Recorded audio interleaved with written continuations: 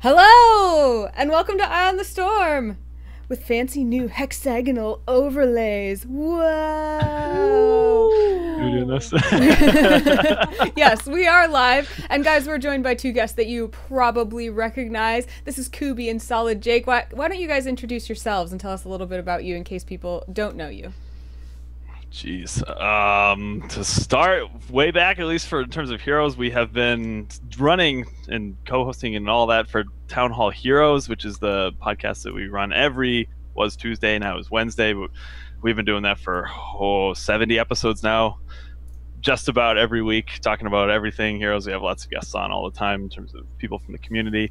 So that's really where we started.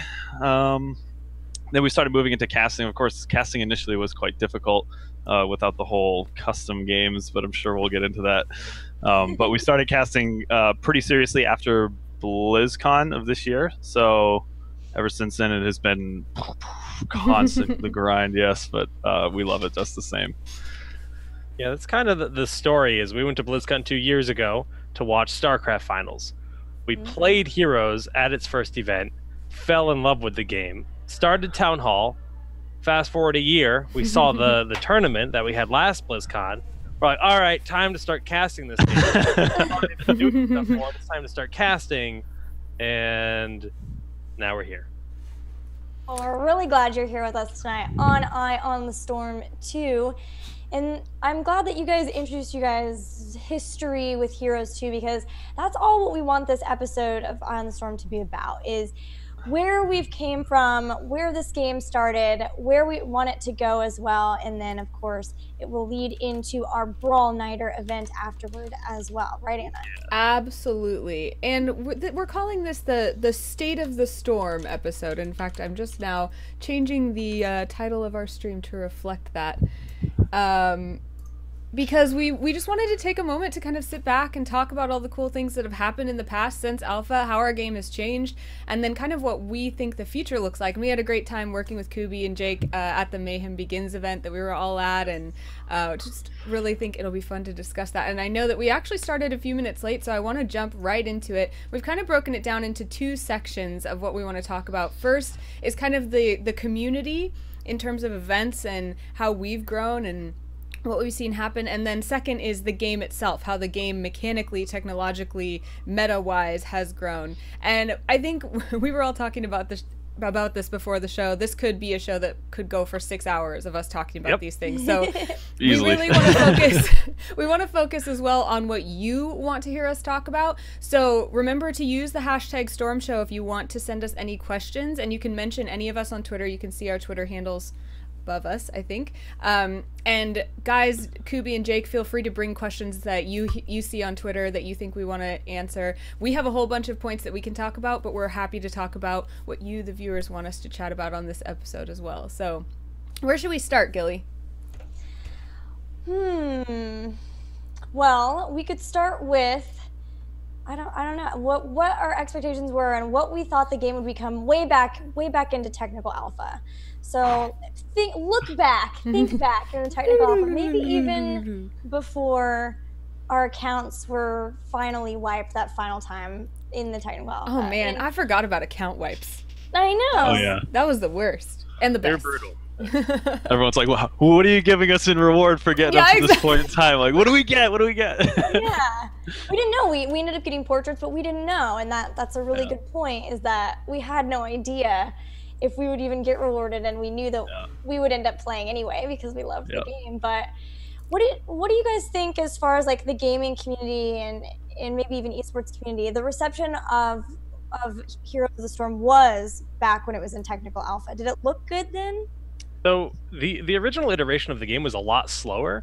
Even just the base movement speed of the game was really slow. That changed the tier list in so many different ways. It was easier to land a hook, like Stitches was absolute god tier. It was easier for certain heroes like the Nazebo to pull off certain things. Summons were drastically different, actually just unusable almost in some situations once they actually changed movement speed. So the game was very much in alpha. Yeah, that's the other thing we were talking about, like the rewards that we would get like every time they wiped the thing. But there was always that person to remind you, like, you are testing the game. Blizzard. Yeah. Like, you are helping them in every way possible to make this the great game that it will eventually become, because we all had great faith in it, of course. But that was always the thing. It's like, well, this is like, there was always hiccups and road bumps all over the place, and it's fun to think about what those were. And Jake's mentioning the movement speed, and there's hundreds of these little things all over the place that were just little things that we just sort of gritted our teeth and we got past it and have a much better game now because of it. But as an esport, though, not many people had faith in Heroes as an esport when it was in the early stages of the alpha. I remember going to an MLG event for Smash Brothers and talking to a lot of the Dota guys, and they were just like scoffing at the game. And yeah, they're protecting their own MOBA. Yeah. A lot of the points they had a lot of merit, but Heroes is very different from what it was at the initial alpha. Where do you think that changed? Like, where do you think people started taking it seriously? Personally, I think that the movement speed was a big step, but really once the teams started to show the depth of the game, it's not the game changing, it's more the teams showing us this is what the game is all about. This is, the different strategies and metas and why the different map pools make this game have so much depth to it. It feels like you asked that question and I'm like, it just feels like a gradual progression, like up through the whole point, because initially we didn't have those custom games. So like in terms of like the esports side of things, where it sort of progressed, if I had to pin it down, I'd say probably around the start of the beta things really started to feel like they were ramping up. And like Jake was saying, it just felt like the general level of play was just like really like exponentially rising right at that point. So I'm looking at kind of, we have this whole list of articles coming from the BattleNet website of, I'm looking right now at the one where Heroes of the Storm was announced for the first time. We have the ones where the beta was announced and all of that. And we were talking about how it's kind of this weird misty feeling of going back through memory lane and remembering those moments where we kind of, I think even personally, where our perception changed of the game. Because when the game first came out and I started enjoying playing it, it was like, oh, wow, I really like this game. I like it more than I thought I would. I want to get really involved in it. And even further into the beta, it was like, my perception was still, well, I really like this game. I know a lot of people who really like this game. I don't know what's going to become of this game. And then there were things like the shows that we started watching, or the events like Heroes of the Dorm especially, where that perception started to change into like, okay, I really like this game. There are a lot of people who play this game, and this game is going to be really successful, and I can start really planning on a future with this game. So all of that is to say, when we talk about the state of the community, and we look back on the events, what were some of the biggest milestone events for you guys, do you think? I guess if we have to take it from like our personal perspective, like where we really got our start was Kings. But there's like 2 sets of Kings that you could start with, so they gave us custom games for a weekend. That was back in March, Jake, was it? Of last year? Not this past March, but the March beforehand. For the first Kings? Yes. The very first King. So there was that one tournament where custom games existed. And then they took them away. I forgot. They took them away, yes. So we had that. So sad. And just to explain to anyone that wasn't around during this time, custom games existed. Sia Steve put together Kings of the Storm. It wasn't streamed. It was the first tournament. It just kind of happened. It wasn't cast. Like nothing happened with it at all. It just was an event. And it got a lot of reception, and Blizzard was like, oh crap, people are taking this seriously. Our game's not ready for a tournament, and that's my perspective at least. And they took customs away. Then the competitive community literally had to queue up at the same time on ladder and hope in order to practice. They'd go 3, 2, 1, go.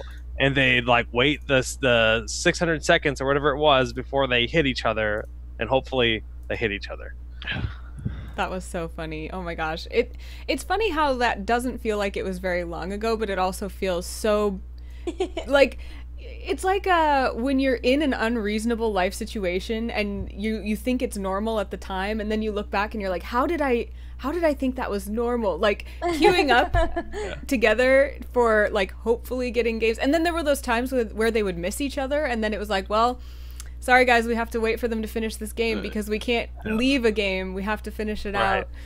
Oh man. But I think the big thing to take away from that is that there has always been a really, really dedicated competitive scene. Yeah, that has that's like always true. been behind like all like even though these tournaments were like super small to start with, there's been that real like tight knit core group of really competitive players, and like that has really always been a driving factor for me to like keep doing what we're doing because all of the people in the community have just been so dedicated. Yeah, totally. The community has always been really dedicated. I feel like even the amount of hosting that goes on between channels is just so incredible. And it's really neat to see everybody continue to be very close-knit, even as the game has launched, and getting to do things like the Mayhem Begins events and hanging out with all those community members, and everyone just genuinely liking to hang out with each other. The event finished, guys, and everyone just went out on the lawn and stood on the lawn because we didn't want to leave each other. That's a great thing. And they evicted us, and we continued to hang out. That's totally true. We hung out like late into the night. We went and got dessert somewhere. Oh man, dropped that was it on the great. ground. Yeah, it's really funny because I know some of you like to call Jake a solid jack egg. And little known fact or well known fact, he actually doesn't eat eggs. And we found a place that sold cookie dough without eggs in it. So you should have seen this guy with his log of cookie dough, just like damn. And then he dropped it on the ground. Happy birthday. It was delicious. The ground like so that too. excited that you hit it out of your hand. Yep. Oh, that happened. But yeah, it was a good time. I mean, the Mayhem Begins, like you mentioned, that was kind of like the first big community event post BlizzCon, right? Our game is so very young, where BlizzCon, yeah, there was community, and there was even like a community party, but still very niche. But to see it grow and grow and growing, and just having launched that week and have that many passionate people traveling out to LA to just spend time and celebrate the launch of the game, it was awesome. And it's just cool to see like how like it's Heroes of the Storm is a culmination of all Blizzard games, and it's like the ultimate Blizzard fans that are all celebrating this game in general. Yeah. I think if I had to pick kind of my like the event that was really the turning point for me, or one of the biggest deals for me, was and I'm trying to pull it up so I can show you guys while I talk about it, but was Heroes of the Dorm, obviously. And I think that was because in the past I had really perceived that there's really only one way to show off an esports event. There's really only one way to do it. You have it at a conference center, you stream it only on Twitch, you do this and that and the other thing, and you invite these people, and etc., etc. And so when I heard it was going to be on ESPN2, obviously that's exciting, but I guess I had this kind of jaded, like, I've been around in esports a while, nobody wants to watch esports on TV, that kind of thing. Right. And it was so cool to see that our game specifically was the game that really worked for TV. Not to say that it doesn't also work on Twitch and in the ways we've traditionally done tournaments, but that there were so many people and like celebrities on Twitter and, you know, people from back home that were watching Heroes on ESPN too. And then not only saying, what is this? Why is there a video game on ESPN? But also, I kind of understand this, and this is actually fun to watch, you know, and those were reactions I hadn't seen before to other games that I had seen try to broadcast on TV. So for me, that was one of the biggest deals. Yeah. And it was rough for some of us who were used to seeing as a certain type of esport, like the way an esport was portrayed. Yeah. I think a lot of people were like, I can't watch without seeing talents. I can't watch without seeing mini maps, but it wasn't an event for that type of viewer. It was more for the casual viewer, and it worked, and it was really cool. I actually had a friend text me who is a huge sports fan. He's like, hey, I'm watching this video game that you like on ESPN right now. He's like, are you there? I was like, heck yeah, I'm there. And he was freaking out because I was at an event that was on ESPN. It was just crazy to him. Even though for me, it was just like, you know, yeah, I'm at a Heroes of the Storm event. It's just like a different way of looking at it. So I agree. I think that was really big. Actually, Heroes of the Dorm probably did more good for the competitive Heroes scene than anybody could ever know. The amount of reach and exposure that the game as a whole got was how positive the response was from all of it. Not just Heroes, but for all esports was huge. So Dorm was probably, I mean, arguably one of the most important esports events for just the growth and expanding the audience for esports as a whole. Yeah, I can see that. And I agree with you, Gilly, that like as kind of this esports curmudgeon, at first I was like, this is not the way I want to experience the event. But I agree with you too, Jake, that like it gave a huge perspective opening and like spread awareness to so many people that I think it was huge for the competitive scene. And now on top of that, we have more of kind of the esports centric world championship that Blizzard is putting on that has $1.2 million prize pool and, you know, all the trappings that we know and love on top of that. And I think the momentum is only increasing. So, I mean, of course, I'm a big Heroes fangirl, so that's what I'm going to think. But I tried to be very, I don't know, conservative with my predictions for this game, and so far it's only exceeded them. Yeah, that's the other thing too with Dorm, was up until that point Blizzard's sort of involvement with competitive, or just, you know, their general like how they're going to put the game out there, was like, all right, we'll just sit back and we'll see what happens to the game. It's still in technical alpha. And then Heroes of the Dorm was like Blizzard's moment of like, we're in there and it's only growing from here. And I think a lot of people were like, okay, this is it, like a wake-up call almost, and like it's only going to get way bigger from this moment forward. Totally. Oh, we're only starting. You're in its infancy still. And speaking of only getting bigger, we've just started launching some of the Road to BlizzCon events at that too, which is huge because it's been kind of the first, for Heroes at least, you know, big worldwide event that will culminate in a clashing of the international metas at one place at BlizzCon. Last year we just had, you know, an invitational. It was very small. Yeah. It was awesome, but this year is a whole new ball game. I was actually just like stoked by how much money Blizzard put in it. Like, I mean, like to be crass for a game that's, you know, not even a month old at that point in time when they announced it. It's like, what? You know, you gotta spend money to make money. That's how it is. I mean, it's just, I guess, again, like this is coming from a space where I've watched, not that I'm like the oldest esports person in existence, but I've watched games rise and fall, and I've seen developers commit to or not commit to games. And to see Blizzard out of the gate be like, here, boom, $1.2 million. Not like we're fan raising money, not like we're getting a sponsor to pay it, but like this is the money we are putting into the first try of our championship series, was kind of like, to me, I was like, okay, you're taking this seriously? Okay, cool. You know? Yeah. Yeah, we went from BlizzCon last year to where Blizzard was hesitant to even call the game an esport. They we're just making a game that's fun, which is obviously the best design approach to a game. Don't design a game to be an esport, because generally if you try too hard, you're going to fail and miss a lot of things. You just need to make a good, fun game to build a big community, and then the esport will follow suit. Obviously that's happened, but after Dorm, I don't know, maybe even before Dorm, they're just like, wow, yeah, this game's going to be awesome. Let's put a lot of money into it. And this whole global circuit that we have coming out, I mean, we just had the June NA Open. There's qualifiers that lead into qualifiers for other qualifiers. Yeah. So many events. Oh. Yeah, and Tempo Storm won that first qualifier to the qualifier for NA, which is pretty amazing to see too. And we've got another one just around the corner. Yeah. With other qualifiers that lead into that qualifier. Yeah. Qualifier section. Exactly. We heard you like qualifiers, so we put a qualifier in qualifier. Hey man, I love it. The more games we get. Yeah. Exactly. More practice, more exposure, more opportunity. So, I mean, I don't want to talk over you guys because I know I've been talking a lot about the events I think are important. Did we miss anyone's like favorite landmark event that we didn't talk about?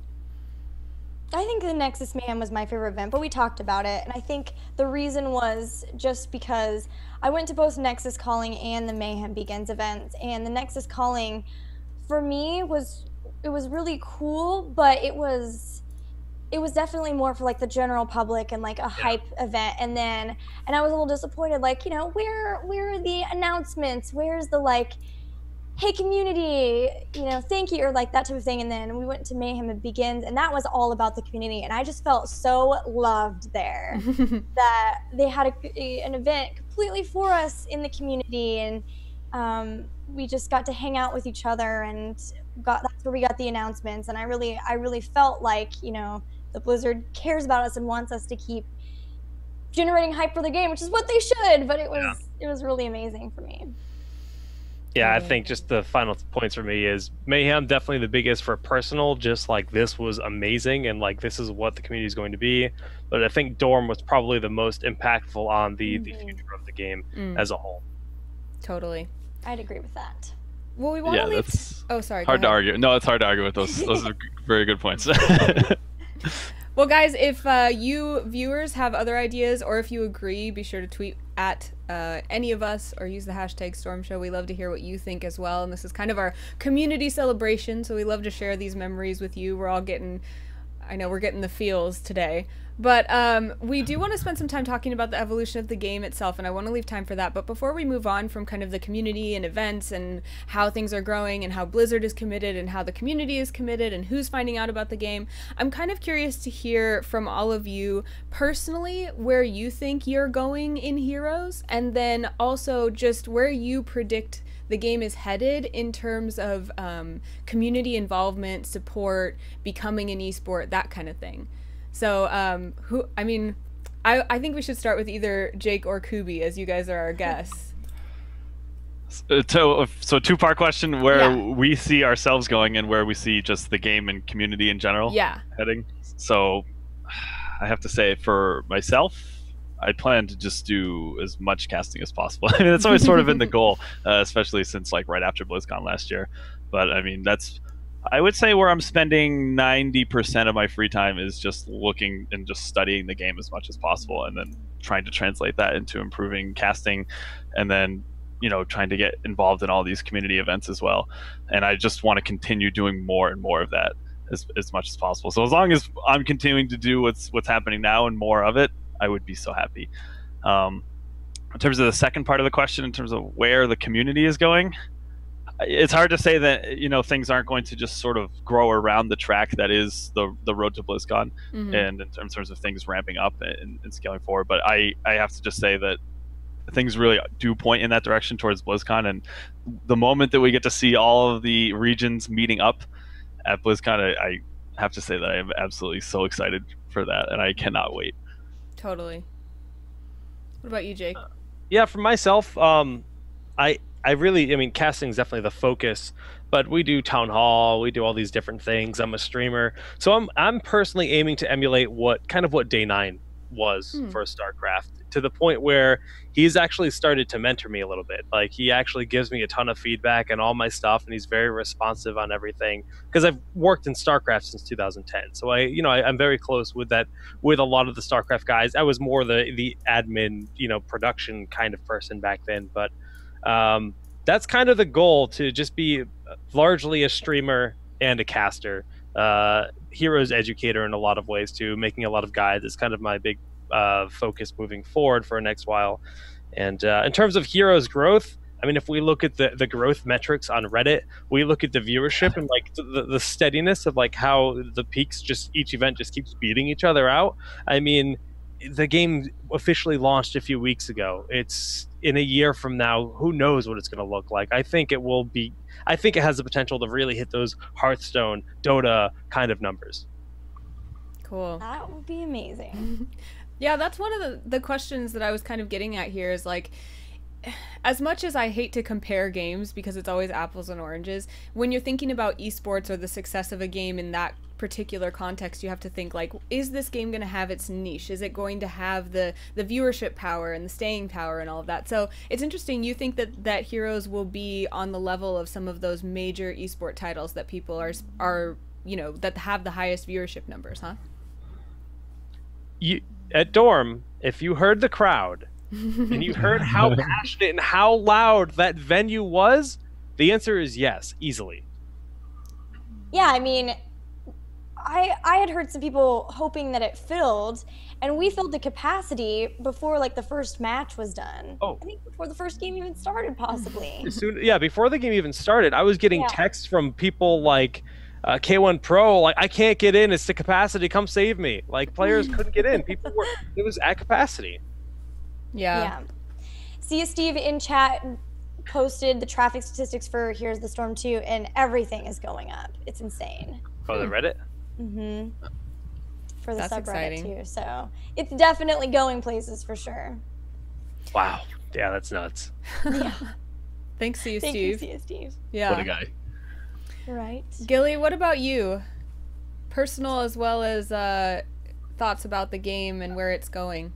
I'm really like, I want to continue streaming. I want to continue being involved in community shows, including this one, and with Squadron. And of course, we started this show because we wanted to study the game, and I've continued that. We wanted to study the game so that we could become casters of it.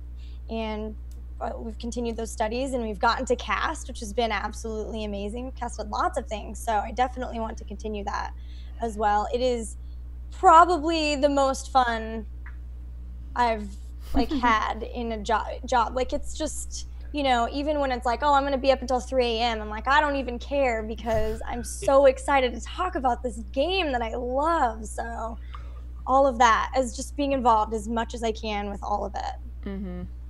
What about you, Anna? Well, I'm gonna make you answer the where you see the game going question too. Oh, well, you know. I mean, you can just agree, That's what I want. I'm just gonna go with that. I mean, a lot of the same for me personally. I think that the biggest success so far for me has been that as long as I've been in esports, I've always had on this pedestal, like, I want to cast something. And I've loved a lot of games, but I've never had the time or energy or, like, sustained excitement to analyze the game on the level that I wanted to become a caster until this game. So the fact that we did, you know, we just cast the NA Open and we've been casting Heroes Hype, those are such special things to me. Even if like Heroes were to disappear tomorrow, all the servers go down, Blizzard goes bankrupt, the end. Like, that was so much of a big deal for me. So I, like you, Gilly, just kind of want to keep doing a lot of the same.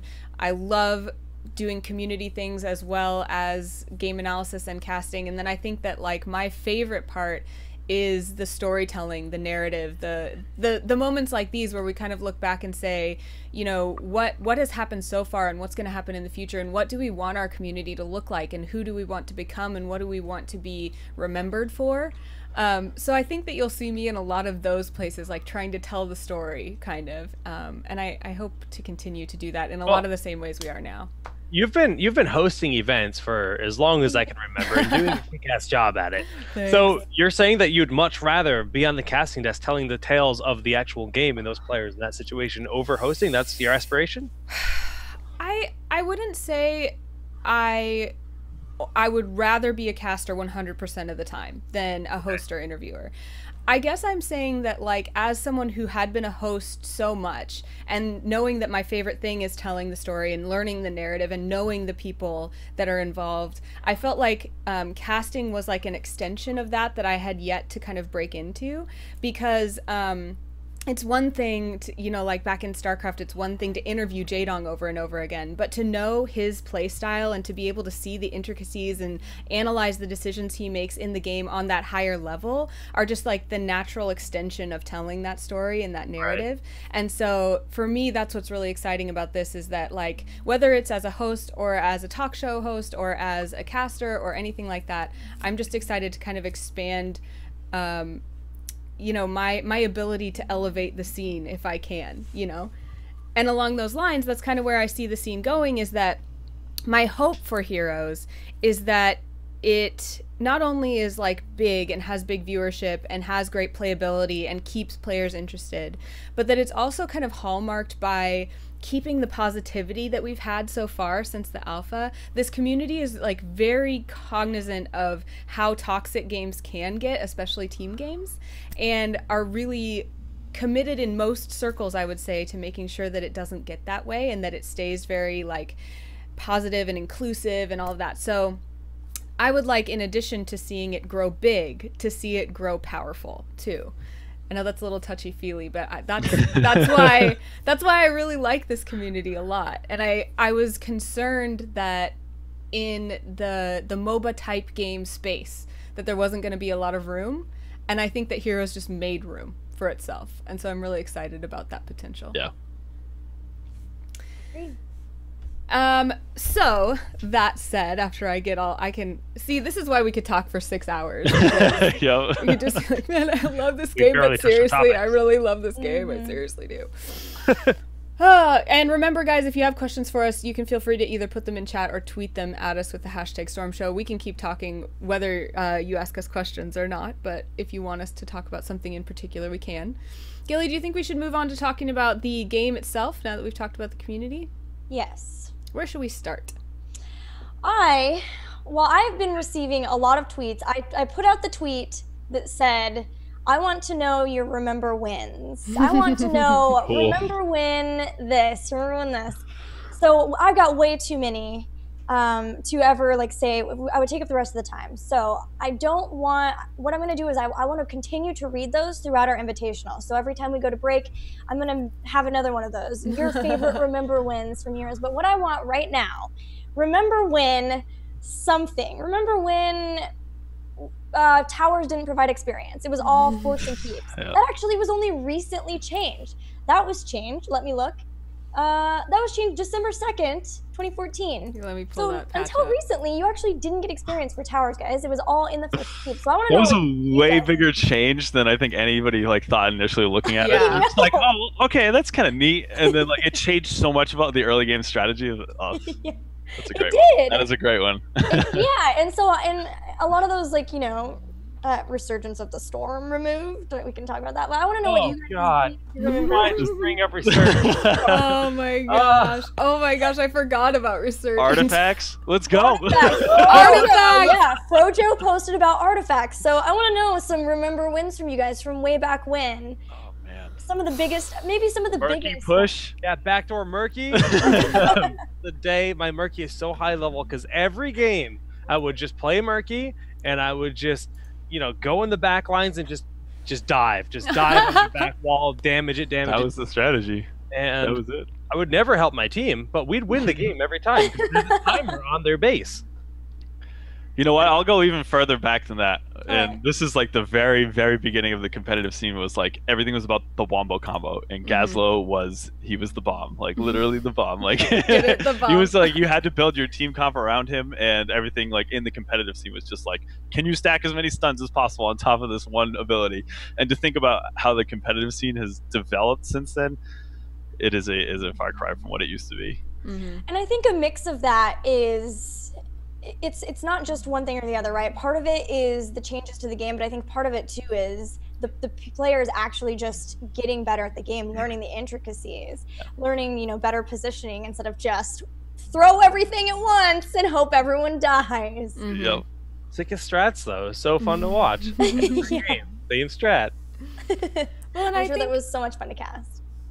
it's so fun too to watch, like, when the game is young and there are only a few heroes, there's like a generally accepted this is the way you do it kind of thing. And the more heroes we get, the better people get at the game, the more options, the more finesse we get in talents, then the more variety there is. And I think that really shows maturity, and it also makes the game more and more fun. Yeah. What's one of your favorite remember wins, Jake? Someone in the chat brought it up, the town hall Christmas episode. No. That was just the celebration of like the first year of Heroes for us, and yeah, it was a bad time. But in terms of the game itself, when Uther was actually invincible, he was an entire team by himself in his first yeah. iteration, where I could just play as Uther and do whatever I want, and you could not kill me no matter what you did. That was cool. Yeah. Illidan used to have a silence in his kit.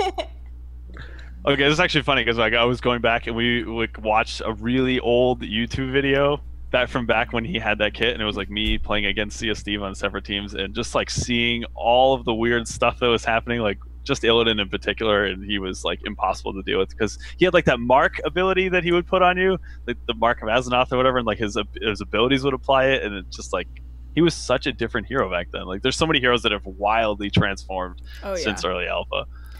Dude, Do you remember Asmodean Tassanar? Oh god, the shield thing. Oh no. Bug? Yeah. Oh my gosh.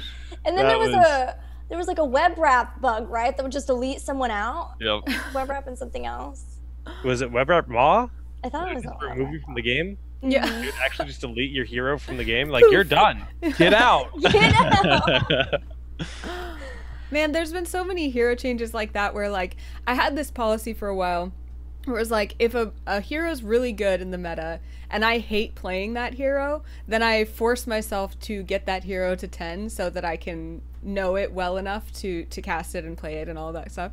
And it happened to me multiple times that I would get to like 9 3/4 with one of these like super strong meta tanks, for example, and then they would just nerf the crap out of them. So like 10, see you later. Yeah. So my Arthas, goodbye. That's exactly it. Arthas is the worst one. I look at Arthas in my hero like batch and I'm just like, oh, why? He's like this I just can't far bring from myself 10. to do it. That's like 5 games. I can't do that. That is way too much effort. Nope. Arthas was the main one. Because remember when it was like you don't play a game without Arthas? Like he just was. Oh yeah. He was in every game. Guy. Yeah. That's another good remember win. Arthas used to be completely different. He didn't have Death Coil. He had Frost Strike.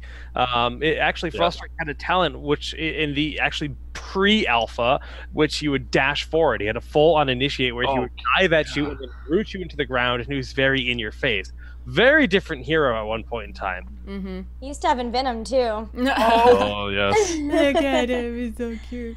But I mean, Arthas is still used over in a little bit. Raynor used to be really good. You guys remember that? Like he didn't. He just had like silly auto attack builds that were just so strong. He was the only hero that didn't really rely on a stun per se to like make himself good, but he was just Hyperion, just hit everything and destroyed all the things inside of it. Like, Bloodlust with Archon Odin. Bloodlust. Do you remember when Ancestral Healing was like? That was a joke. That was a joke hero right there. Yeah, you don't get Ancestral. That's garbage. Why would you get that? This does remind me of a question I really want to ask you guys, and I'm really glad that I remembered now. What hero do you think has gone through?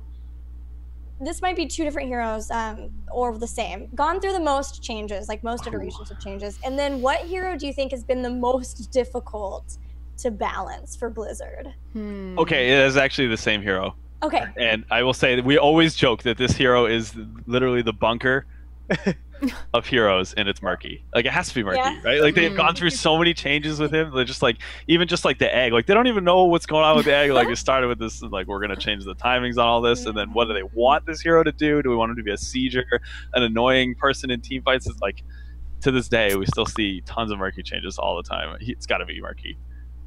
But if we're talking more viable for competitive play, I'd say it probably is Abathur. Abathur's a good one. A lot of different versions in which he became broken. Murky was never considered like broken. He was just considered not fun to play against, or just frustrating, obnoxious, etc. I think he's in a decent spot now, but Abathur was outright game breaking for competitive in a few iterations. Yeah, I mean, remember when Abathur didn't have Monstrosity? Yeah, that's the only the one heroic. Only Ultimate Evolution. For a long time, he was the only hero with 1 heroic, if I remember correctly. And back in the day, Ultimate Evolution had you had heroics. Yeah. Yep. You know, double wheeling arrow in theory. Imagine that if that still existed. Oh my god. No, please stop. Please stop. I feel like Murky. I mean, not Murky. Brightwing has gone through like a roller coaster of just changes all over the place too, like in terms of like where she has been in the meta as well. Yeah, I like that it's, I mean, a lot of times too it's been like, oh no, she's nerfed, oh actually she's okay. Yeah, but wait, oh no, she's nerfed. Yeah, oh no, where's Rewind? Oh god, we can never play her. Oh actually Polymorph's alright. Yeah, it's pretty good. That kind of leads me to a follow-up question too, because I was thinking, which heroes since Alpha to now do we think have been the most consistent in terms of being the most consistently viable and good, and then the most consistently like just can't cut it or seem to be one of the popular kids in the meta? Because I was thinking like Vala has really been like pretty constant. Vala or Tassadar? Yeah. Uther as well. Yeah, Tassadar just seems to always be there, even if they like completely ruined some of his abilities. He still seems to make his way back into the competitive. Like they just can't get rid of this guy. He's always there. In terms of the hero that is, I mean, on the other end, like just make it. just like is not quite there in terms of Just competitive. like never Brawl? cut it in the meta. Thrall, yeah, Thrall might be a good one. Lily. Sonya. Well, no, there's been short spurts where Lily was just unstoppable, and So- then just quickly gets stumped. There were a couple with like a flash in the pan. Like I feel like Thrall was like, boom, everyone plays Thrall, and then everyone's like, wait, nope, pfft, get Well, away. he was god tier when he had battle momentum and he had like everything in his kit, just to the point where he was constantly using Wind Fury and you couldn't get away from him. Can we talk about BlizzCon Thrall? Because that was Yeah, was let's brutal. talk about BlizzCon Thrall. Oh my god, He was a team. He was 5 heroes. It was on team. He didn't need a healer. He could heal himself very easily. Like, You'd get yelled at. You'd yell at you, like, why'd you heal me? Stop wasting your mana. Well, okay, so actually, here's a hard-hitting question. So everyone always is like, yeah, when Blizzard releases heroes, they just make them OP on purpose so that everyone will buy them. Do you guys buy that? Do you think that's real? And why or why not? Well, our newest releases don't necessarily reflect an argument for that, right? We look at Kael'thas, we look at Sylvanas, we look at Jaina. They're all pretty good, but they're still really good. But they would have just outright nerfed them, right? They're designing more dynamic heroes in the last several months. I mean, even Vikings just now being tweaked in this PTR. It looks like they're gonna live in a dumpster. It doesn't look good. They've been living that glory life in that longboat lately. So, but I definitely don't think they do that. I just think they're getting better at designing heroes and kind of slowly going back and reworking heroes. Because look at the new, they're making a lot of changes to like Malfurion, Rhaegar, Brightwing. They're kind of making them a little bit less generic talent, more dynamic kits that feel unique to that hero. Yeah. If anything, wasn't Jaina quite the opposite of that? Wasn't she pretty bad for like the first 3 weeks that she was out, and then they gave her some tweaks, and now They buffed every ability. Actually, Yeah. So considering that, I would say no. It might seem like that sometimes. It's just like, oh, I was really excited about this hero, and then they like tweak it. Now not as good, like seemingly right after that like grace period, but just coincidental. I really like this Twitter question, and I think it might be a good way to segue toward the end. But it's from Danielle_Burry. What's your opinion on some people's opinion that Heroes is easier than other MOBAs, which may jeopardize its longevity as an esport? If anything, it's quite the opposite. Right, because it has a very low barrier to entry to learn the game. And this is the reason that I personally didn't get into the other MOBAs, the other hero brawlers, whatever you want to call them. Like, they're just too difficult to, like, it's too much memorization. And, like, not to say that I couldn't do it. It was, do I want to spend the time just to get relatively good to the point where I can have fun playing the game? And Heroes is the exact opposite of that. It's just you could jump in and everything's very accessible and you can start playing it right away. And like from a face value, sure, the game looks easy, but we all know that there's that really deep competitive level. So I think honestly they've like struck a gold mine in terms of that balance between accessibility and competitive depth. Yeah, and to just kind of like piggyback on the second end of that, you can the big Dota fan could be like, well, there's no last hitting and there's I don't even know what other arguments they would make, but they can make those kind of arguments that my game's better, my game takes more skill because XYZ. But when it comes to the actual execution of the team fights, of how brutal it is in Heroes, and having to know like a vast, diverse pool of heroes that work on 8 different maps in the game now, and being able to be competitive on all 8 of those maps, try winning a best of 5 against a top level team. Just try. Because they're going to have very ironed out compositions for specific maps that require a ton of training and just a ton of knowledge. And it's all about the rotations. It's all about making sure you get your soak and finding that fine line for experience. Yeah, there is no carrying. It comes down to the teamwork, which is where a lot of the complexity starts to take shape. Yep. The quickness of your decision making, and your ability to synergize abilities and even talents, which a lot of times, you don't see. It's just one person building their hero one way with a bunch of items in other MOBAs. So the complexity comes from a different place. On the surface, you look at it, and yes, it's the barrier to entry, like you said, is less because you just come in and you're even talent gated. So, you get slowly integrated into the game. But there's a huge gap between that and then, competitive level. Yeah. I think that that's what makes it so hard, is that like it's a real life skill you have to be good at to communicate with other people. Like, you can't just hop into this game and like just do your own thing in your lane and be a successful player. You have to be good at communicating your plans and like negotiating your actions with other humans. And I think that adds a layer of complexity that is really important to recognize, you know? Yes. Well, we do have some teams waiting to join us very soon. So maybe last thoughts. I don't know. What's a good last thought to end on, Anna? Last question. Well, just to review, we've talked about community, we've talked about games, we've talked about how we feel this this game is going to evolve, and we've kind of talked about our future hopes, I think. But I do want to give us time to do like follows and let people know where they can hang out with you, Kubi and Jake. But before we do that, do you have any like, if you could sit on Hero Santa's lap and be like, "Dear Hero Santa, please bring me X, Y, and Z on my Hero's Christmas list," what would that be? And whether that's either like things that you hope will happen in the game or things that you want the community to do, like, "Hey viewers, please spread the good word of this idea," what would those be? And I know that's a big question. So if Anna bringing the hard hitting. I can do this so Okay. easy. Do it. Let's go. Give us the sickest in-game UI ever built in. A current UI is lackluster. All it is great for information, but it's not the prettiest thing on the planet. Give us a nice UI. Give us more options for the in-game draft. Stormcraft, great tool. Heroes Draft, great tool, but it's actually a barrier of entry, and it increases the downtime between games for Heroes tournaments, logistically making it very difficult to run smooth events. Give us that. Give us the ability to watch matches live in the game. I want to spectate my buddies. That's cool. I want to learn from Dreadnought's sick plays by just watching him play in the game. I mean, yeah, I can watch his stream, but I want to be able to observe and, you know, look at his talents myself. I think having those built in is only going to help the game grow. Oh, one more. Okay. Community funded tournaments. I love that about games. I Yeah. love that. I probably just took all the things. Sorry. No, I've got a couple things. I'm good. You've not taken the things off of my Heroes Christmas list. So. That's fine. You guys are the guests. You're allowed to take things off our Heroes Christmas list if you want. Yeah, it's true. Jerks.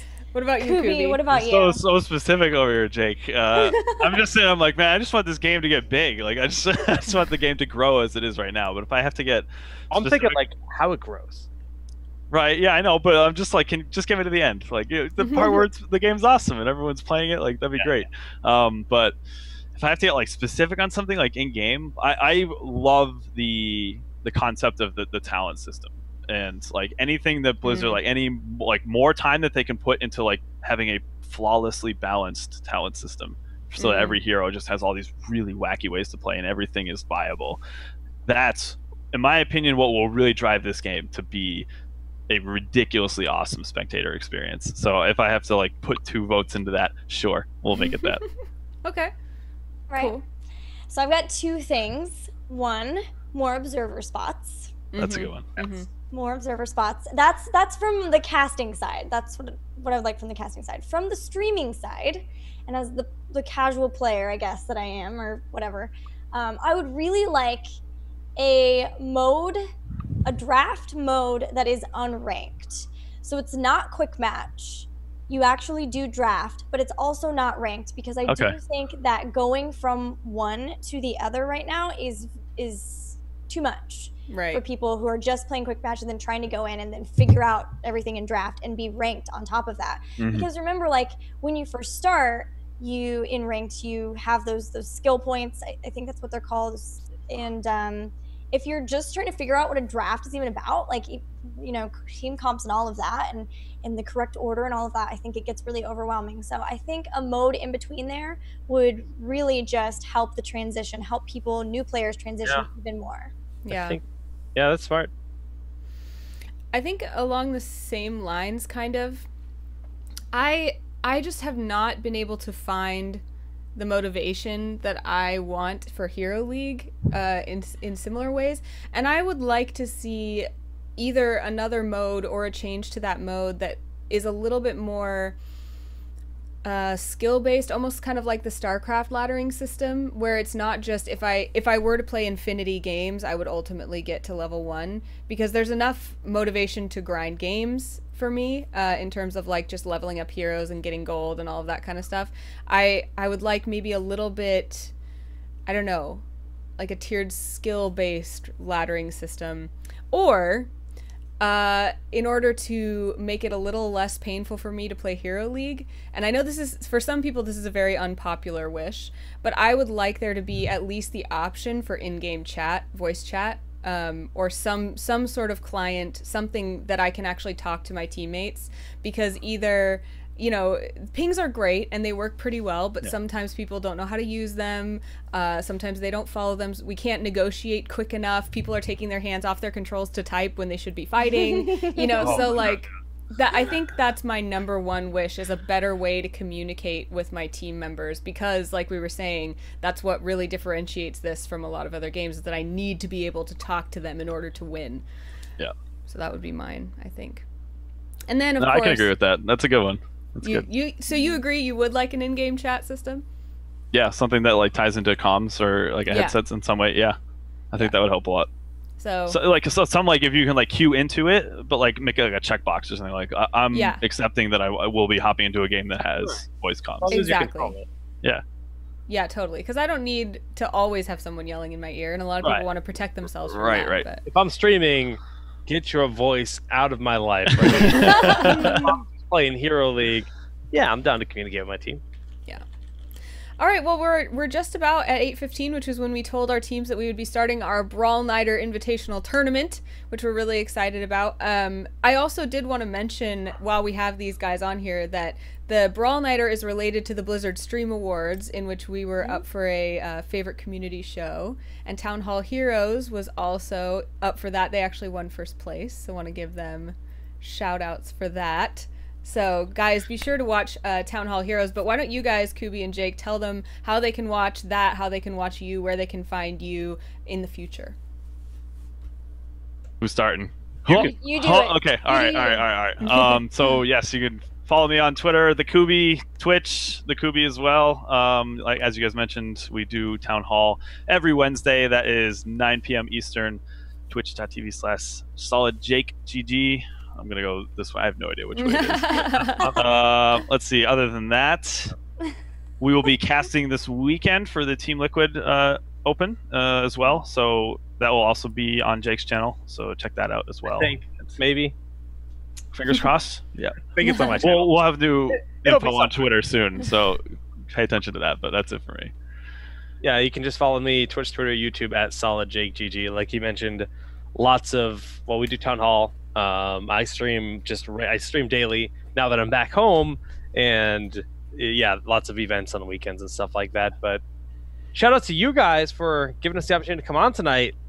Yes. Thank you. Oh, Thank you so much. much. Appreciated. We had a blast Yes. with you guys. Yeah, we're so glad you came, and you know, to everyone, sorry this is a little bit of a shortened episode. We'd usually go into our play session and we would talk about a particular hero build and do a little bit more of like kind of game training at this point in the show, but we did want to give some time to kind of reminisce and have some feels, and then instead of our play session, we are going to have an invitational tournament coming right up. So Gilly, anything you want to close up with before we move on to that?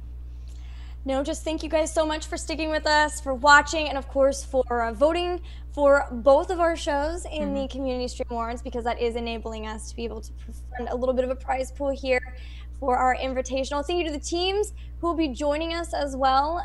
We've got Zeveron, we've got 2ARC, we've got Cognitive Gaming, and then of course we have the Cal Berkeley team from Heroes of the Dorm, the champions of Heroes of the Dorm at that. That's hype. I know, right? So hype. And then finally, thank you, Kubi and Solid Jake, for joining us. It was a ton of fun. Yes. Much appreciated having us on.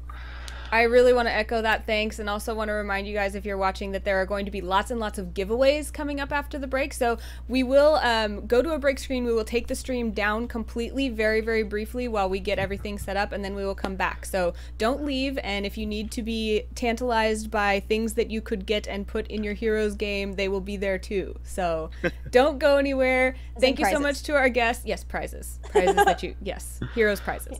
Guys, please do tweet at these two guys on either side of me, telling them thank you and sending them all sorts of love. and we will be right back. See you soon. See you soon.